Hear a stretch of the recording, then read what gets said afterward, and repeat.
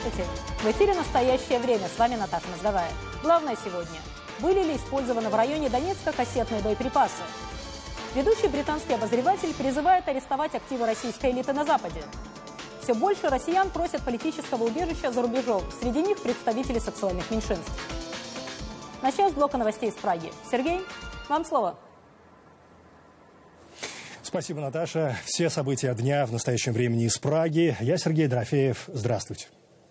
Отчет международной правозащитной организации Human Rights Watch о том, что как украинская армия, так и сепаратисты использовали кассетные бомбы на востоке страны, был встречен в Киеве заявлениями об опровержении подобной информации.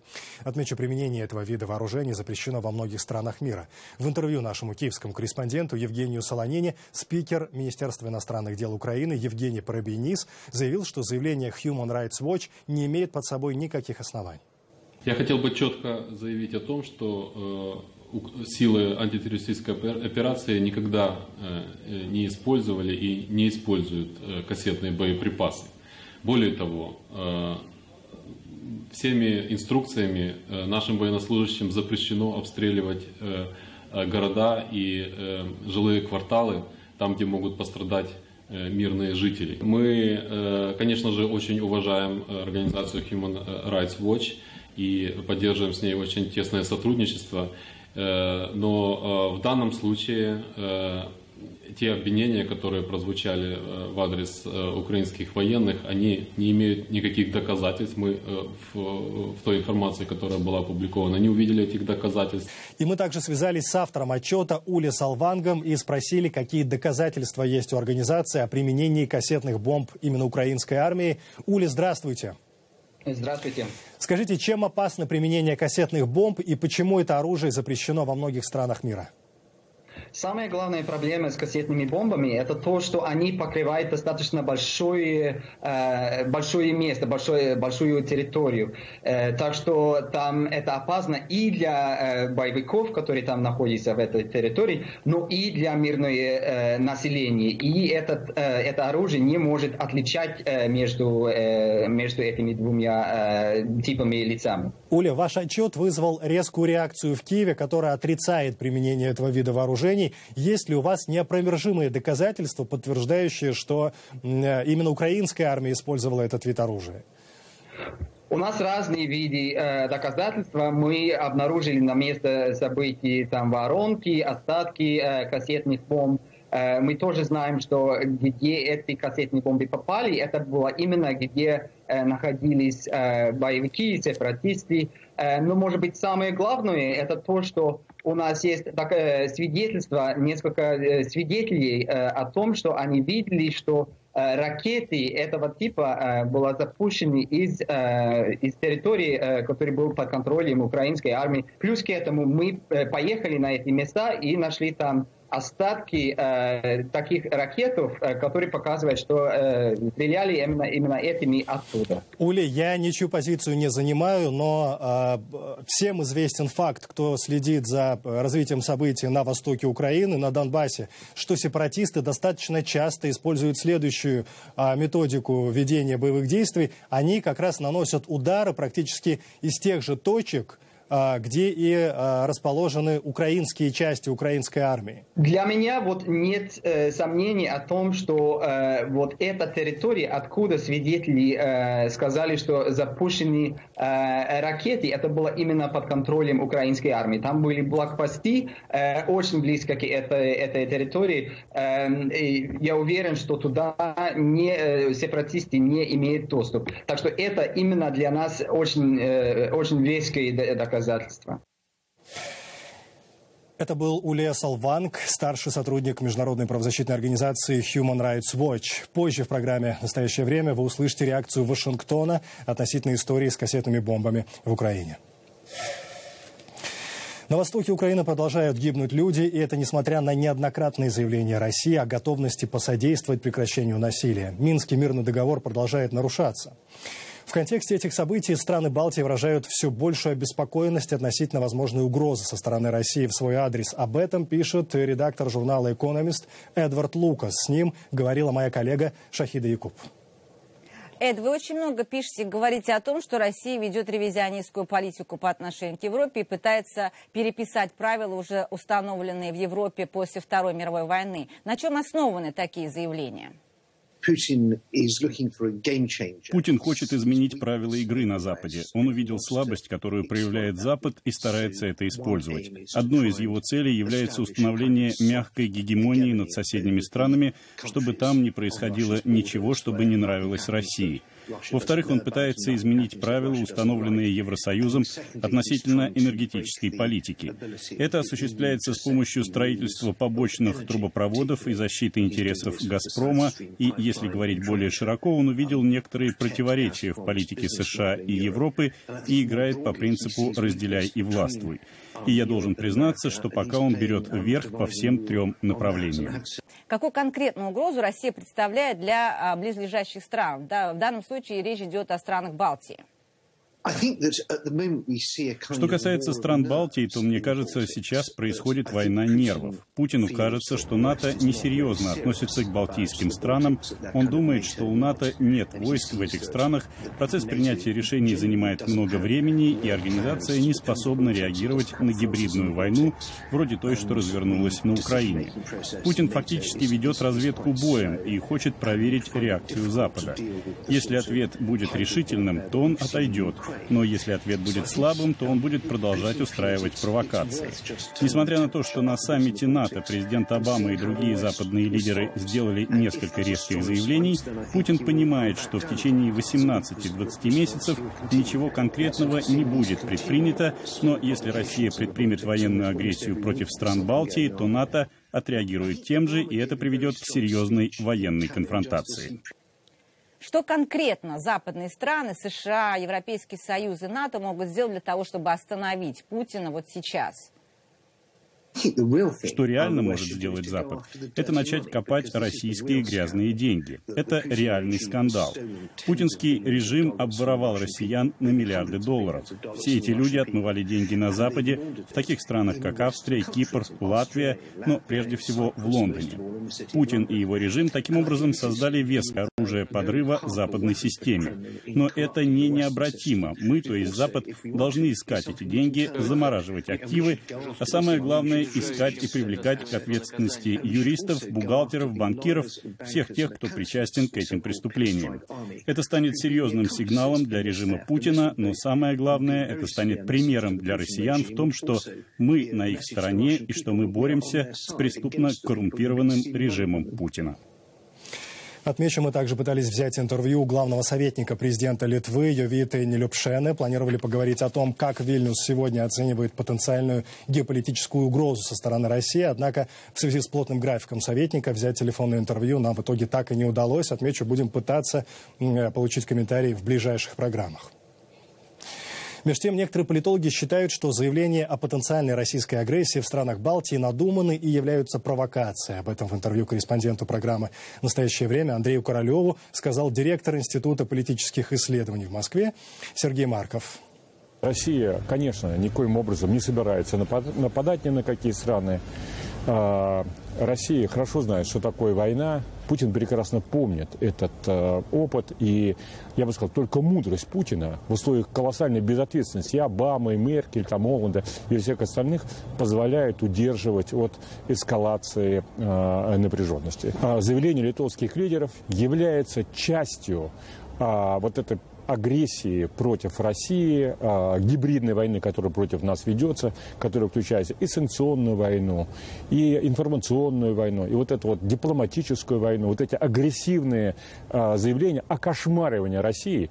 Я хотел бы сказать, что мы никоим образом не будем ни нападать, никаких не отщипывать кусочков от Литвы и так далее. Но вы поймите, что возможно большая мировая война. И если будут восточноевропейские политические хулиганы подстрекать еще, создавать поле провокационное, то может возникнуть большая война. И тогда, к сожалению, могут погибнуть миллионы, десятки миллионов людей. Владимир Путин проявляет максимум просто сдержанности. Не подстрекайте, не разогревайте, не раздирайте. Войны России против Литвы с какими-то претензиями, или Латвии, Эстонии невозможно. О чем сегодня говорят за океаном? Взгляд из Вашингтона. Коллеги, продолжайте. Спасибо, Сергей. Возвращаясь к докладу правозащитной организации Human Rights Watch об использовании в Украине кассетных боеприпасов, заместитель пресс-секретаря Госдепартамента США Мари Харт сделала довольно общее заявление на эту тему. Послушаем. Мы видели это сообщение, и мы не можем подтвердить факт использования кассетных бомб в Восточной Украине. Я знаю, что украинские власти отрицают факт использования этого вида оружия, но мы вновь призываем все стороны защищать жизнь гражданских лиц. А вот бывший посол США в России Майкл Макфол написал у себя в Твиттере: это требует дополнительного расследования, в том числе расследования, проводимого украинским правительством. Я хочу обратиться к нашему корреспонденту Алексу Григорьеву, который много времени посвящает изучению военных вопросов, методов ведения войн в прошлом, в настоящем. Саш, добрый день. Вот объясни мне, почему использование или неиспользование кассетных боеприпасов обратило такое повышенное внимание? Дело в том, что есть два типа оружия, которые запрещены не всеми. Это вот именно кассетные боеприпасы и противопехотные мины. Они считаются негуманными. Сторона, которая их применяет, автоматически теряет поддержку со стороны правозащитного сообщества мира, международную поддержку, ну и со всеми вытекающими отсюда последствиями. Эти виды оружия не способны изменить ситуацию на поле боя в значительной степени, но в то же время они способны серьезно опорочить имидж того государства, которое обвиняется в их применении. А Россия, Украина, Соединенные Штаты не присоединились к международной конвенции о запрете такого вида оружия, поэтому Россия, например, использовала его во время войны с Грузией и во время войны в Чечне. Поступали многочисленные сообщения об использовании этого оружия в Сирии, в Судане. Правозащитники все время обращают на это внимание, но они подчеркивают, что использование кассетного оружия, оно настолько негуманно, что показывает, насколько негуманен сам режим, который принимает соответствующие решения. Именно поэтому Украина так активно пытается защищать свою репутацию. В словах, насколько можно все-таки доверять правозащитным организациям? Является ли эта информация стопроцентной? Стопроцентно не может являться никакая информация, особенно связанная с войной, потому что военные действия всегда непредсказуемы, анархичны, и снаряды летят с разных сторон.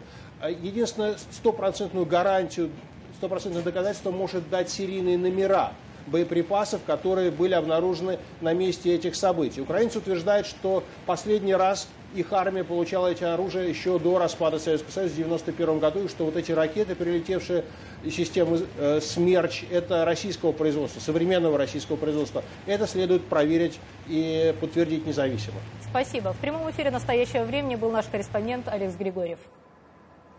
Россия требует, чтобы гарантии оплаты Украиной долга за российский газ взял на себя Евросоюз. Об этом по итогам встречи в Брюсселе сообщил российский министр энергетики Александр Новак. От Еврокомиссии Украины требуется определить до конца текущей недели источник финансирования, который предназначается для оплаты поставок газа. Министр отметил, что долг Украины перед «Газпромом» составляет более 5 миллиардов долларов. Цена же на газ для Украины с октября и до конца марта составит $385 за 1000 кубометров. Между тем, известный вашингтонский политолог Ларри Даймонд полагает, что основывать экономическую модель исключительно на природных ресурсах, ну и манипулировать ими – это бесперспективно. С Россией связывается много надежд. И в том, что касается демократии, и в смысле экономического развития. Я думаю, российское развитие остановилось после того, как Владимир Путин вернулся к власти, учитывая теперешнюю ситуацию углубляющегося авторитаризма в стране. Мне кажется, будут поколенческие изменения. Нужна другая экономическая модель. Нефть и газ – очень изменчивый товар. Цены на них могут радикально измениться на мировом рынке. Россияне будут наблюдать все больше попыток расширить или восстановить ту или иную форму Советского Союза. Это как стероиды. Когда начинаешь их принимать, отлично себя чувствуешь, но они очень вредны для здоровья в долгосрочной перспективе. Кроме того, я считаю очень вредно в той же долгосрочной перспективе вести себя так с соседями, чтобы показать свое величие, хотя вначале это очень бодрит. И России, конечно, понадобится новая, автономная, изобретательная модель для экономического роста. Нельзя просто быть нефтегазовым гигантом и делать это основой развития и стабильного роста экономики. Рано или поздно россияне осознают, что им нужна живая, инновационная рыночная экономика. Необходимо и открытое общество, и более демократичное правительство, чтобы создать для этого подходящую среду. Коллеги, теперь передаем слово вам. Сергей? Грузия намерена агрессивно ответить на возможный договор России с Абхазией о совместной обороне. Такое решение принято на заседании Совбеза и Минобороны Грузии.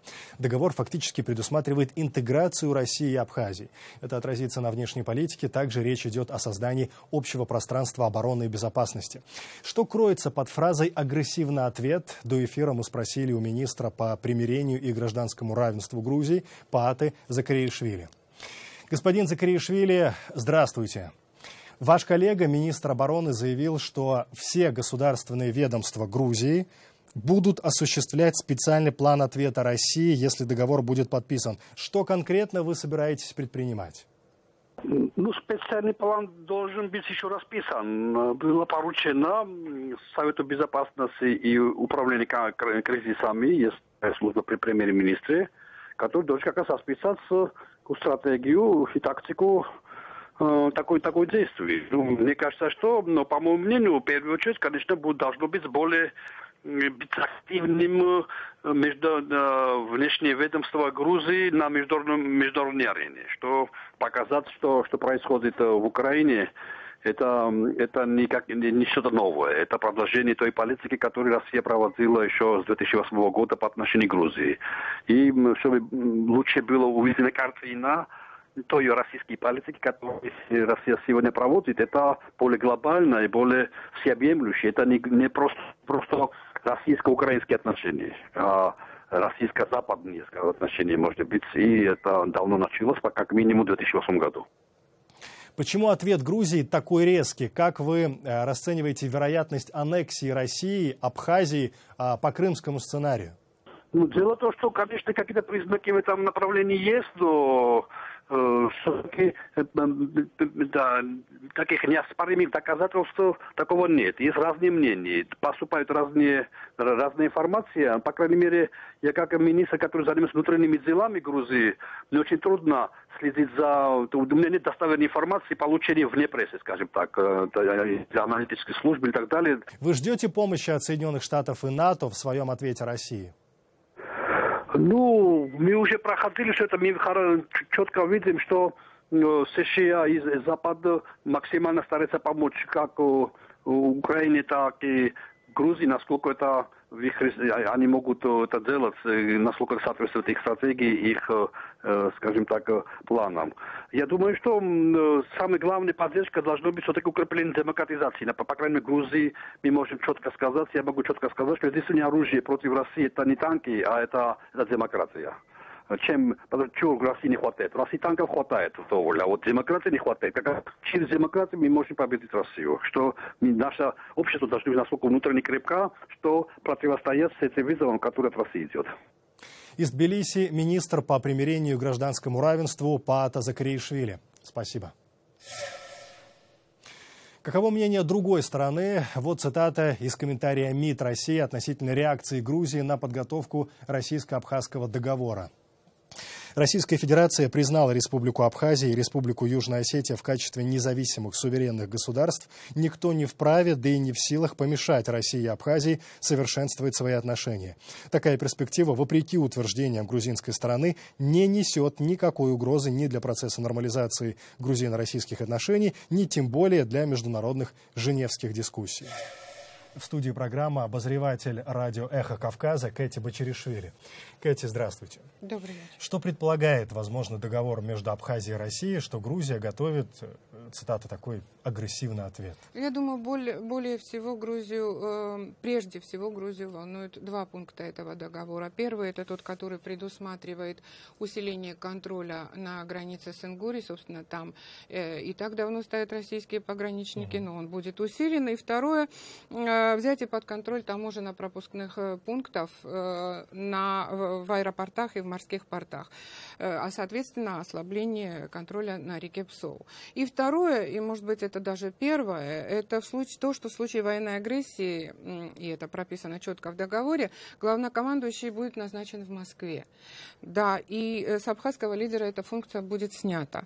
Думаю, вот эти два пункта больше всего беспокоят Грузию, и поэтому она сейчас взывает к международному сообществу и будет добиваться его внимания по этим пунктам. Тогда в контексте военных вопросов, в случае роста напряженности между Абхазией и Грузией, Готова ли Абхазия и каков шанс этого, что она обратится к России за военной помощью? Скорее всего, так и будет. Это по аналогии с договором ОДКБ, когда Россия будет защищать страну, то есть Абхазию как союзника, но при этом она будет назначать главнокомандующего именно в Москве. То есть фактически это зеркальная ситуация, как с 5-м пунктом договора НАТО. Абсолютно все. Благодарю вас. Отмечу, это была обозреватель радио «Эхо Кавказа» Кэти Почеришвили. Грузия намерена решительно ответить на возможный договор России с Абхазией о совместной обороне. Вот такое решение принято на заседании Совбеза и Минобороны Грузии. Договор фактически предусматривает интеграцию России и Абхазии. Это программа «Настоящее время». Спасибо, что смотрите. Из Праги в Вашингтон. Коллеги, вам слово.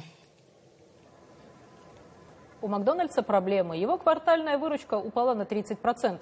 Неприятности на мастеров гамбургера и жареной картошки сыплются отовсюду. Из-за скандала с поставщиком резко упали продажи в Китае, та же ситуация в Японии, но в России несколько американских закусочных прекратили работу из-за того, что власти усмотрели в их практике нарушение санитарных норм. Между тем, российская газета «Известия» сообщила, что американские бизнесмены призывают исключить Россию из Всемирной торговой организации. Наш корреспондент Михаил Гудкин выяснял, что стоит за этой публикацией. Сейчас он с нами на связи из Нью-Йорка. Михаил, добрый день. Добрый день, Наташа. Да, предусмотрен ли вообще какой-то процесс исключения из ВТО? Газета «Известия» сообщила о том, что на слушаниях, которые были проведены американским торговым представителем, прозвучали призывы со стороны американских деловых ассоциаций исключить Россию из ВТО. Однако, когда я связался с офисом американского торгового представителя, его официальный пресс-секретарь сообщил мне о том, что газета совершенно исказила то, что происходило на слушаниях, и никаких призывов исключить Россию из ВТО там просто не было. А были жалобы со стороны американского делового сообщества на Россию за то, что она не выполняет условия Всемирной торговой организации. И больше всего нареканий вызывает, в частности, то, что государство продолжает наращивать свою роль в российской экономике, в то время как при вступлении в ВТО Россия обещала, что роль государства будет сокращаться. Так, например, американская ассоциация сталеваров, сталелитейщиков сообщила о том, что им приходится теперь конкурировать не с другими иностранными компаниями, а с иностранным государством. И это, по их мнению, просто несправедливо. Ну и другие жалобы также были со стороны американских производителей, в частности, Федерация производителей молока пожаловалась на то, что запрет России на импорт продуктов питания был совершенно политическим шагом, а никак не связан с коммерцией. На самом деле никаких механизмов для исключения государства из ВТО просто не существует. И коллеги из газеты «Известия» могли в этом легко убедиться сами, но почему-то они этого не сделали. И тут, однако, следует отметить, что в США все-таки звучат время от времени призывы исключить Россию из ВТО. Так, минувшим летом сенатор Чак Шумер, например, говорил об этом. Хотя, повторяю, никакого механизма для этого просто не существует. Миш, вкратце, но вот если мы теоретизируем, например, это вообще отвечает интересам Америки исключить Россию из ВТО? Ну, на самом деле, в офисе торгового представителя США мне сообщили о том, что Соединенные Штаты будут продолжать взаимодействовать с Россией в рамках предусмотренных ВТО механизмов для разрешения торговых споров. Там также напомнили, что США в течение 18 лет помогали России вступить в ВТО. Спасибо большое, Миш. Что касается... Это был наш корреспондент в Нью-Йорке Михаил Гудкин. По данным ООН, в прошлом году около 40 тысяч россиян попросили убежища за границей, на 76% больше, чем в 2012 году. Россия заняла второе место в мире после Сирии по числу подавших заявление о предоставлении убежища в другой стране. Ларри Протапцев, президент американской организации Spectrum Human Rights, утверждает, что в связи с изменениями российской политики число русскоязычных представителей сексуальных меньшинств, которые обратились с просьбой о получении политического убежища в США, увеличилось в 2 раза. Репортаж Ануша Витисян. You are joined in marriage as wife and wife. В США октябрь 2014 года стал особенным месяцем. 14 штатах страны однополые браки были легализованы. Ныне в 30 штатах и федеральном округе Колумбия людям одного пола разрешено вступать в законные браки, создавать семьи и пользоваться соответствующими льготами. Как показывают недавние опросы общественного мнения, 66% американцев выступают в поддержку легализации однополых браков. Тем временем американские адвокаты, работающие с представителями русскоязычного ЛГБТ-сообщества, сталкиваются с иной реальностью. Молодые люди, приехавшие из России и других постсоветских государств, рассказывают о том, что на родине их преследуют из-за сексуальной ориентации. На встрече с иммиграционным адвокатом Ларисой Тенберг, организованной правозащитной организацией Spectrum Human Rights, для русскоязычных представителей ЛГБТ-сообщества главным вопросом оставался один – каким образом можно получить убежище в США. В России с недавних пор действует закон, запрещающий пропаганду гомосексуализма. Его формулировки часто интерпретируются таким образом, что геи и лесбиянки оказываются жертвами дискриминации.